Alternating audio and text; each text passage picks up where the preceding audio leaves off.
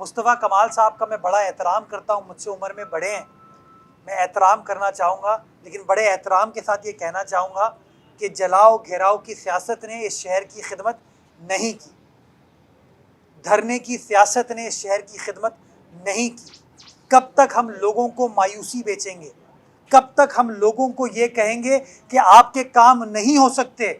ہم آپ کے مسائل حل نہیں کر سکتے؟ آئیے لوگوں کو امید کی بات کریں، لوگوں کو بتائیں کہ ہر سیاسی جماعت بیٹھ کر آپ کے مسائل کو حل کرنے کے لیے سنجیدہ ہے، ہم آپ کے ساتھ کھڑے ہوں گے، آپ کے مسائل کو حل کریں گے۔ یہ سینسس کی بات کرتے ہیں، مردم شماری کی بات کرتے ہیں، میں بڑے احترام کے ساتھ کہنا چاہوں گا لوگ تحقیق کیے بغیر بیانات دیتے ہیں، تحقیق کیے بغیر بات کرتے ہیں۔ آپ کو یاد ہوگا 2017 کے سینسس جب مکمل ہوئے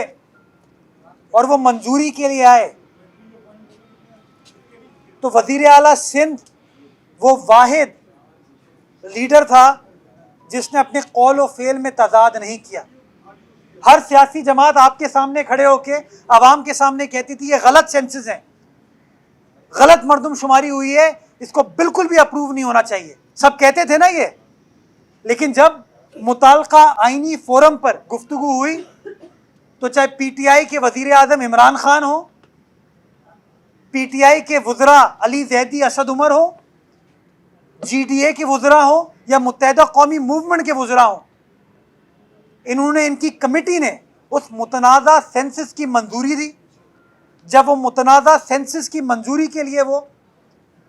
کاؤنسل آف کامن انٹرسٹ میں آیا تو واحد مجاہد ایک ہی تھا، وہ پیپلز پارٹی کا جیالہ تھا، مراد علی شاہ وزیر اعلیٰ سندھ تھا، جس نے کاؤنسل آف کامن انٹرسٹ کے اجلاس میں ڈسینٹ کیا۔ اس نے کہا میں اس متنازع سینسس کو نہیں مانتا ہوں کیونکہ آپ نے میرے صوبے کی پاپولیشن کو انڈر رپورٹ کیا ہے، بلوچستان کی پاپولیشن کو آپ نے انڈر رپورٹ کیا ہے۔ انہوں نے ڈسینٹ نہیں کیا، اور جب پارلیمان میں توثیق کے لیے گیا تو اس پارلیمان میں پی ٹی آئی بھی تھی، جی ڈی اے بھی تھی، ایم کیو ایم بھی تھی، بلکہ جماعت اسلامی کے بھی اراکین ہیں اسمبلی میں، سینیٹرز ہیں، مشترکہ اجلاس تھا پارلیمان کا، وہ کسی نے پروٹیسٹ نہیں کیا، صرف واحد آدمی جو پروٹیسٹ کرا تھا وہ پیپلز پارٹی کا جیالہ سینیٹر تاج حیدر تھا۔ 25 سال کا معاہدہ ہے جو ہم نے پیشنٹس ایڈ فاؤنڈیشن میں کے ساتھ کیا، جناح اسپتال میں کچھ فیسلٹیز کے حوالے سے، یہ پہلے سے چل رہی تھیں بٹ باضابطہ طور پر اس کا فارمل ارینجمنٹ نہیں تھا، تو آج اس فارمل ارینجمنٹ کی توثیق کابینہ نے دی، جس حوالے سے جناح اسپتال میں مختلف شعبات کو پبلک پرائیویٹ پارٹنرشپ میں ہم پیشنٹس ایڈ فاؤنڈیشن کے ساتھ چلائیں گے۔ وزیر اعلیٰ سندھ نے کابینہ اراکین کو بتایا کہ انہوں نے اس بات کا بھی فیصلہ کیا اور کابینہ نے اس بات کی توثیق کی کہ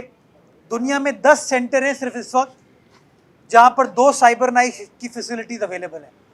یہ ایک پیشنٹ کا علاج تقریباً 50 سے 60 ہزار ڈالر لاگت پر ہوتا ہے، اور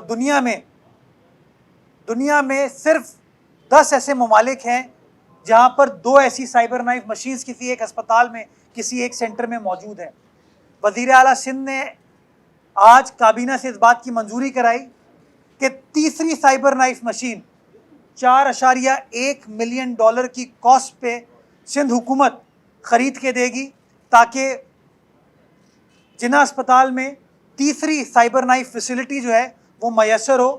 کہ آپ کے جو ابھی ماضی میں ہوتا تھا نا کہ اگر لیٹ سے لوگ ایف آئی آر کٹواتے ہوئے اس لیے کتراتے تھے کہ اگر اس کی گاڑی چوری ہوئی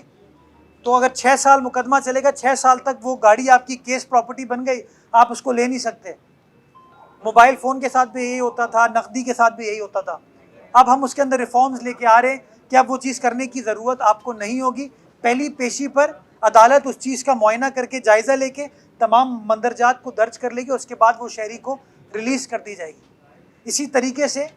وٹنسز کو کس طریقے سے پروٹیکشن دینے کی ضرورت ہے، کس طریقے سے جج صاحبان کو فیسیلیٹیٹ کرنے کی ضرورت ہے، اور کس طریقے سے جو ڈی این اے سیمپل ہوتا ہے یا نادرا کا ریکارڈ جو ہوتا ہے اس کو پرائمری ایویڈنس کے طور پر استعمال کیا جا سکتا ہے، اس کی بھی ہم نے ڈرافٹ لا تیار کر لی اور اگلے فیز میں انشاءاللہ کابینہ سے منظور کرائیں گے۔ دوسری چیز تھی سیف سٹی۔ سیف سٹی کے حوالے سے ہم نے سیف سٹی اتھارٹی کا قانون منظور کرایا، اس کا بجٹ ہم نے ریسنٹلی پیش کر دیا ہے، اور پروکیورمنٹ کا پروسیس سٹارٹ ہو چکا ہے۔ این آر ٹی سی کو وہ کانٹریکٹ دیا گیا ہے، اور پہلے فیز میں ہمارا ٹارگٹ یہی ہے کہ جو ریڈ زون اور کراچی کے انٹری ایگزٹ پوائنٹس ہیں وہاں پر ہم سیف سٹی کے کیمراز انشاءاللہ لگائیں گے، اور ٹارگٹ ہمارا یہ ہے کہ اس سال کے اندر وہ پہلا فیز کو ہم انشاءاللہ مکمل کریں گے۔ وزیر اعلیٰ سندھ نے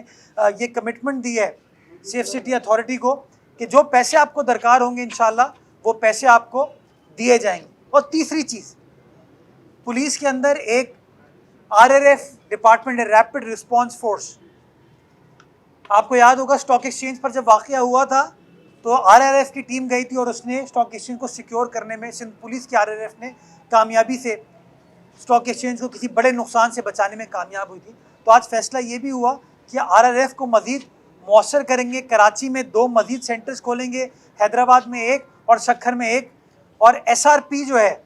اس کو اس کے ساتھ انٹیگریٹ کر دیا جائے گا تاکہ آپ کے پاس existing man power personal available ہوں